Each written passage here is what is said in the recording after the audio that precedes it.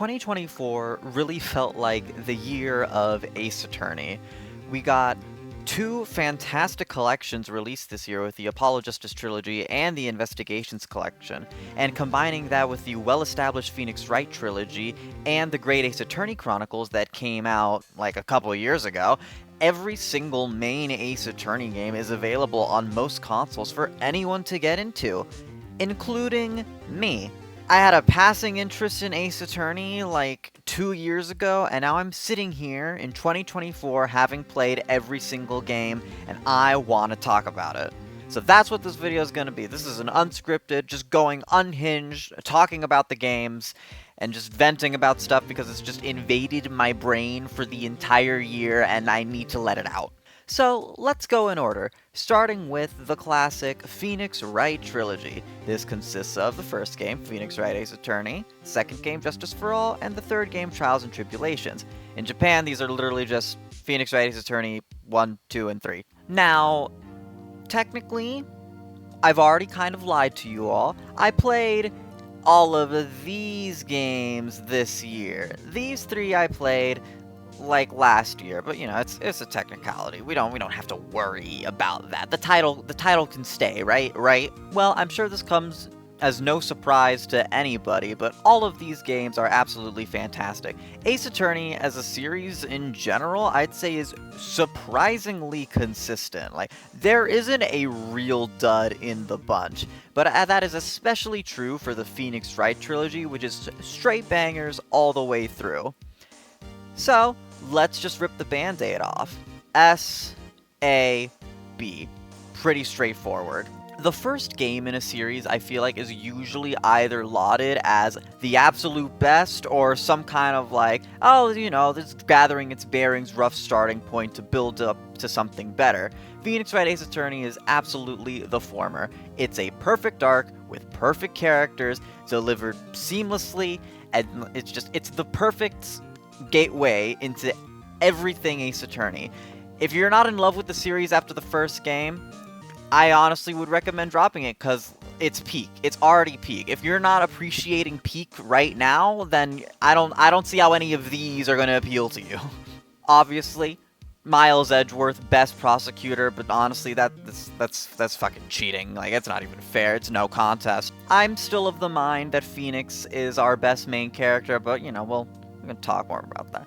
Oh, by the way, no spoilers. I want this to be as accessible to any person as possible. People who've never played Ace Attorney before, I want you to watch this to get into the series. People who have played some of the games, I want you to be able to watch this ranking without having to worry about spoilers. So there won't be any spoilers here. We're gonna be talking very generally. I might name drop cases, but that's not spoilers. In any case, my biggest qualm with this first game is what I would call its DLC case, the case that only exists in the DS version as opposed to the Japan exclusive GBA version.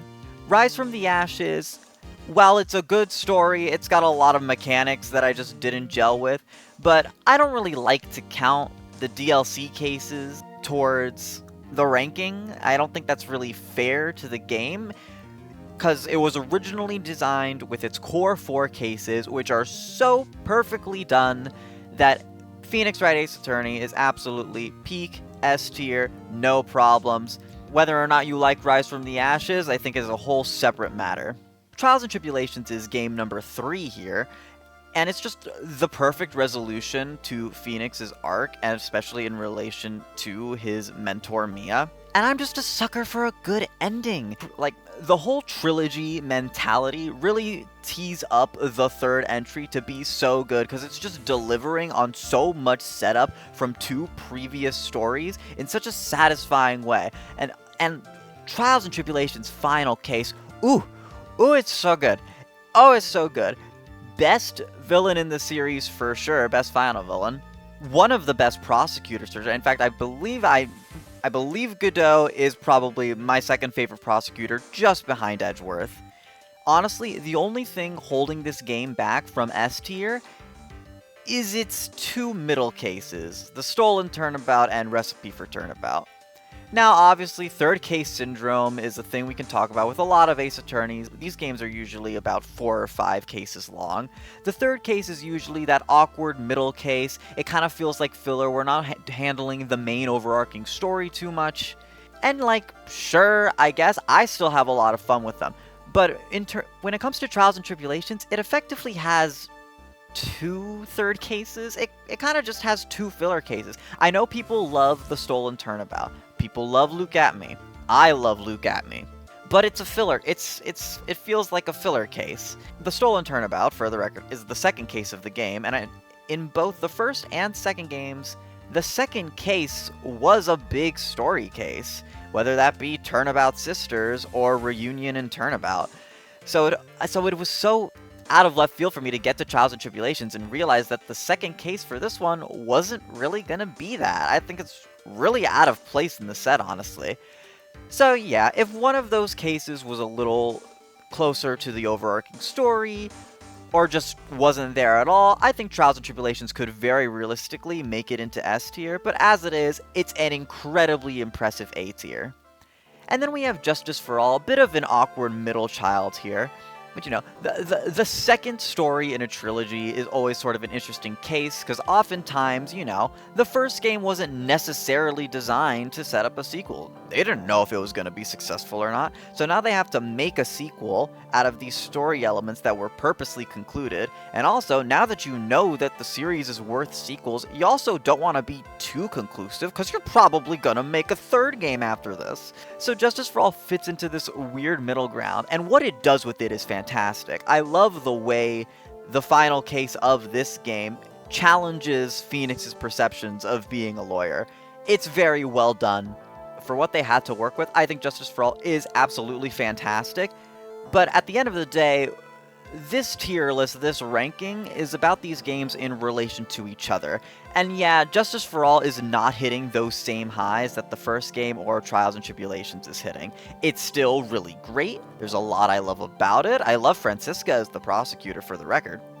But, you know, it's not either of these two. It's not getting me nearly as excited as these two. And that's really the only problem with it. Because I like Turnabout Big Top, okay? I think it's fine. I think y'all are mean. It's honestly probably my favorite third case in this original trilogy, and I'll say it again. It's my favorite third case in the original trilogy. By the way, you should check out Esperoba's stream. She's been going through the entire Ace Attorney trilogy with her good friends G-Meister and Dambop, and I joined in as a voice specifically for Turnabout Big Top. Those VODs are all on her VOD channel, and she's currently, I believe, finishing up Trials and Tribulations right now, which means she's going to start jumping into the weird stuff, which we're going to have to do right now. So the original trilogy is the foundation. Capcom recently released this video overviewing the series, and they were like, you could start with whatever collection you want. No, you should start with the Phoenix Wright trilogy. The other collections include the Apollo Justice trilogy, which is a direct sequel to the Phoenix Wright trilogy. The Investigations collection, which is a direct sequel to the Phoenix Wright trilogy. And the Great Ace Attorney Chronicles, which is a direct prequel to the Phoenix Wright trilogy.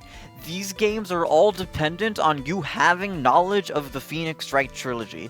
Please play the Phoenix Wright trilogy first. After that, you could go whichever way you want. Investigations is actually the next game in the in-universe chronology, so if you want to follow the in-universe timeline, Investigations would be next. But if you want to follow our real-world release timeline, then Apollo Justice is next. But that also means you'd have to shuffle all this around, because they don't stay within their collections in release order. You'd have to go Apollo Justice, then Investigations 1 and 2, then Dual Destinies, then Great Ace 1, then Spirit of Justice, then Great Ace 2, which is such a mess. Don't do that. It's way simpler, and frankly, the story will make a lot more sense if you stay within your collections. And obviously, if a direct sequel to the Phoenix Wright trilogy doesn't interest you, but a cool prequel set in, like, Meiji Japan and Victorian England that's also part Herlock Sholmes parody, that makes you very excited, then jump to Great Ace Attorney. That totally works. This one is definitely the most playable standalone. Like, you don't necessarily need to have played the original trilogy first, but they make a lot of cute references and nods to the Phoenix Wright trilogy that you're just not gonna get if you haven't played it, so I'd still recommend play the Phoenix Wright trilogy first, but if you want to jump straight into Great Ace Attorney after that, I do not blame you. For our purposes, we're going to jump to the Apollo Justice trilogy next because that's what I played next, and these are considered Ace Attorney 4, 5, and 6 in Japan, so it's the next mainline trilogy, while these 4 are considered spin-offs or side games. Now, it's funny to call these the Apollo Justice trilogy because these 2 games are way more like each other than either of them are like Apollo Justice. Apollo Justice was a 2D game released on the Nintendo DS. These are both 3D games for the 3DS. Apollo Justice is a 4-case game. These 2 are both 5-case games plus a DLC case. This game obviously primarily stars Apollo Justice, while these 2 star a trio of lawyers including Apollo, Phoenix, and newcomer Athena Sykes. This is all to say, Apollo Justice Ace Attorney is absolutely the black sheep of the franchise, the weirdest game in the series, and also its peak. I am an Apollo Justice Ace Attorney truther. It's the most divisive game in the series, and I am squarely on the side that it is just as good as this first game, which was already so peak. There's not a whole lot I can say about it without getting into spoilers, because I think so much of what makes this game work is going into it pretty much completely blind, and just seeing how things unfold.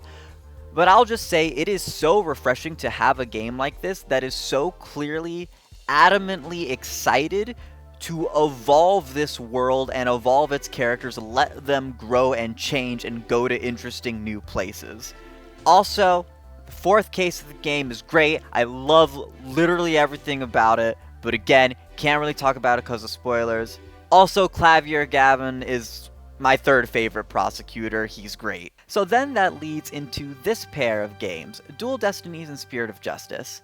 These are also, I'd say, pretty divisive games, which the most obvious thing right out the gate that is a little off-putting is the jump to 3D graphics. Look, I never played the original sprite-based Ace Attorney games. All of my time with them has been through the modern releases, the modern collections, that have basically HDified the sprites into full-on 2D artwork. 2D artwork that looks absolutely gorgeous. And I just don't like how the designs translate into 3D. I understand the jump to 3D. It gives the animations a lot more range of movement. You know, they have the ability to make more interesting environments. You know, you could do a lot of cool things now because the Ace Attorney series is in 3D. I'm just always going to prefer the 2D art style. The series was clearly designed for that art style, and this just feels off. So my bias against the 3D is going to be the most obvious thing, dragging these 2 games into the C tier. That said, remember, I'm ranking all these games in relation to each other. I actually still really love both of these games. But to me, these are games of extremes. They have cases that I absolutely love. Turnabout for Tomorrow is fantastic. The Magical Turnabout is fantastic. Turnabout Reclaimed is fantastic. But they also have some of my least favorite cases in the Ace Attorney series. Turnabout Academy, Turnabout Storyteller, Turnabout Time Traveler. Admittedly, some of those are worse than others. I think Time Traveler is just boring. That's its biggest crime. And Turnabout Academy just has some very specific plot elements that I don't love. And also the culprit was like really obvious, which didn't help. Storyteller's one I kind of actively hate. And mind you, I know it sounds like I hate Athena, because 2 of the cases that I'm saying I hate are Athena-led cases, but that's not the case at all. I actually quite like Athena. I think she's fun. I think the problem is that the game doesn't like Athena. So much of Turnabout Storyteller is centered around the idea that, like, Athena still needs to prove herself, that, like, she's not a good enough lawyer yet, and I'm just like, what? I thought we were past this. We had a whole game with her, and she was pretty good at it. She was pretty good at the whole lawyer thing, from what I could tell. Why do we need to re-justify her existence? Why? Why? And then there's so many other elements of the case that are a nightmare. Basically, just instead of trying to insist to us that Athena is cool, just let her be cool. Like, we like her. She's cool. It's fine. So yeah, I think ultimately what lands these games in C tier is the strange mix of incredible high points and also incredible low points. But after how much I just digged into that case, why do I still have Spirit of Justice above Dual Destinies? Well, for as much as both of these games are more like each other than either of them are like Apollo Justice, it's also very obvious that while Dual Destinies, Ace Attorney 5, feels really embarrassed to be a sequel to Ace Attorney 4, Spirit of Justice, Ace Attorney 6, is incredibly proud to be a sequel to Ace Attorney 4. And as a big fan of Ace Attorney 4, I really appreciate a lot of the stuff Spirit of Justice does to further delve into what Apollo Justice established. Which is why I think, by and large, I get a lot more mileage out of the overarching story of this game than I do out of Dual Destinies. Both are great, but it is the deciding factor that puts Spirit of Justice above Dual Destinies for me. That said, they are still very similar games with very similar vibes and very similar problems. Still fantastic, mind you, but a pretty comfortable C tier. So that brings us to the side games. We have the Investigations Collection and the Great Ace Attorney Chronicles. And despite the fact that these are two very different sets of games, I actually think it's really convenient to talk about them together, because there's a very obvious pattern here. These are both duologies in which the first game is honestly pretty mediocre, but it's an absolute necessity because they are set up for absolute bangers. Now, to be clear, the Great Ace Attorney games seem to have done this on purpose. They seem to have been originally intended to be one big game that had to be split into two because it was getting too big. Investigations definitely did this on accident. This was not intentional, but circumstantially, because Investigations 1 is sorta whatever and happened to establish a bunch of characters that were important to Investigations 2, it just sort of became the same situation. Neither of these two games are bad, but they are the only two Ace Attorney games that don't have an S tier case in my eyes. All of these other games absolutely have S tier cases. These two, they don't get past A. That said, those A tier cases alone are totally worth the play, and again, these are absolutely essential setup for two of my favorite games in the series. So I still absolutely recommend them. But oh, the twos. Investigations 2 and Great Ace Attorney 2, they're so good, guys. They're so good.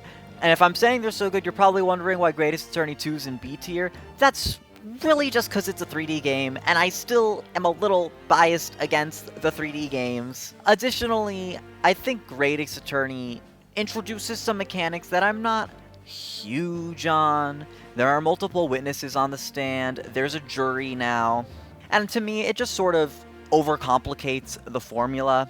Several other games introduce somewhat more gimmicky mechanics, whether it be the Magatama, Perceiving, the Mood Matrix, the Divination Seance. I never felt like they messed with the formula the way the Great Ace Attorney mechanics do, where it just bloats a lot of sequences to me. That said, despite these both being in B tier, the gap between Justice for All and Great Ace Attorney 2 is a lot wider than the gap between Great Ace Attorney 2 and Trials and Tribulations. It just makes the tier list look a lot neater if I keep it to 2 games per tier. Great Ace Attorney 2 story is fantastic. Because so much of the essential setup is out of the way thanks to Great Ace Attorney 1, we pretty much get banger case after banger case after banger case. I'm not huge on Memoirs of the Clouded Kokoro, but it is what it is. Although, also, Great Ace Attorney 2 also kinda cheats. It's a 5-case game, But no, it's not. It's a 4-case game. They just sort of split their last case into 2 for no real reason. But because of that, whenever I do a big case ranking and I try to average out the scores to see how I rank all the games, I always feel like I have to merge these last 2 cases together, otherwise it's totally unfair. Cause yeah, both those final cases are amazing, but that's cause they're the same case. They are the same case. But in any case, it's still an absolutely fantastic game. Again, if you like the idea of Ace Attorney, but in Victorian England as a Herlock Sholmes parody, you are going to love these 2 games. But Investigations 2, man. Investigations 2 is something special. There hasn't been an Ace Attorney game that to me has so consistently just gotten better with each case as it goes on. 2 is better than 1, 3 is better than 2, 4 is basically the same exact quality as 3, and then 5 absolutely knocks it out of the park. The final case of this game actually made my jaw drop with some of its reveals. Favorite main villain in the series, only second to the one from Trials and Tribulations. But, that said, I do think the first case is kind of bad. Not like bad, but just, I think there's an art to the first case of an Ace Attorney game, you know? It's the tutorial case. There's not really an extensive investigation segment. You are sitting down in the courtroom, getting the tutorial, yes, but you are piecing together a very small pool of evidence and very succinctly and accurately getting to the heart of the crime in an exciting, quick fashion that also teaches you the core mechanics. I think it's really important to get the first cases in these games right, and Investigations 2, its first case, Turnabout Trigger, kinda drops the ball. It's just a little too long and repetitive for what the tutorial case needs to be, and it's not quite interesting enough to really justify it the way Apollo Justice's first case is. But hey, starting with a stinker means that the game absolutely gets better as it goes along very consistently, so maybe it was worth it. I will say, only having the one problem case as opposed to Trial and Tribulations, which to me has 2, is the reason why it's ranked above, even though I probably still prefer Trials and Tribulations finale to Investigations 2 finale. But they are in very, very close proximity. Weirdly, despite being at very different points on the Ace Attorney timeline, a lot of the same problems and a lot of the same high points. Absolutely fantastic games. So those are all the widely available main Ace Attorney games ranked. But we're not done. We need to talk about the weirdos. Enter Professor Layton vs. Phoenix Wright Ace Attorney. This was a crossover. Can you guess with who? This is the only proper Ace Attorney game to not be available on, modern consoles. If they wanted to re-release this game, they'd have to go through the red tape of working with Level 5 again, the people who made Professor Layton. So, you gotta have a 3DS if you want to play this one. That said, personally, I say, you don't really gotta bother. Now, I'm a little snooty about this one. But this was my first experience with any kind of Professor Layton media, and I was just not that into it. I didn't find it particularly fun going through these slow-paced brain teaser puzzles. It's just not really my cup of tea. I was always itching to get back to the next Ace Attorney trial. And there are things I like about this game's story, there are things I don't, there's a lot of details I can't get into, but at the end of the day, I know there is a pretty significant overlap between Ace Attorney and Layton fans, likely because this crossover exists. So really, don't take my word on this one. If you think this idea sounds intriguing to you at all, check it out. You are likely to have a very different experience with this game than I did. Just because I didn't vibe with the Layton stuff doesn't mean that you won't. And while yeah, this is absolutely my least favorite Ace Attorney game, I still think it's a pretty solid game. For a weirdo crossover to be a solid, good time, that ain't bad. There are so many ways that this game could have gone terribly. The fact that it exists at all is fascinating. And then we get into Ghost Trick. So, this is not an Ace Attorney game, obviously. But weirdly enough, when Capcom made that series overview video, they included Ghost Trick. And there's a very simple reason for that. This game was primarily directed, written, created by the main writer of the Ace Attorney series, Shu Takumi. So because of that connection, it's sort of this honorary Ace Attorney game.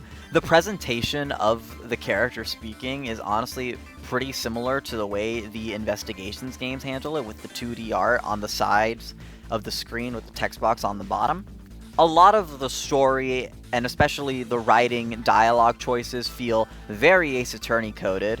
There's a character that's a very direct Ace Attorney reference that I shan't spoil. And overall, like any Ace Attorney case, it's a mystery game. And I'd say it's pretty good. I'd put it at around the same tier as Spirit of Justice and Dual Destinies. It's a solid story, solid mechanics. I definitely don't prefer it mechanically to any Ace Attorney game. I'm a big fan of my courtroom drama, pointing out contradictions with evidence. Ghost Trick is a lot more puzzly, as you're presented with these rooms with several items you can interact with, and you basically need to interact with them in the proper sequence in order to solve them. Fun in its own right, but it ain't no Ace Attorney. But I still thought, it'd be a fun thing to include. The Capcom video included it, so why not? Played it, tried it out, it was fun.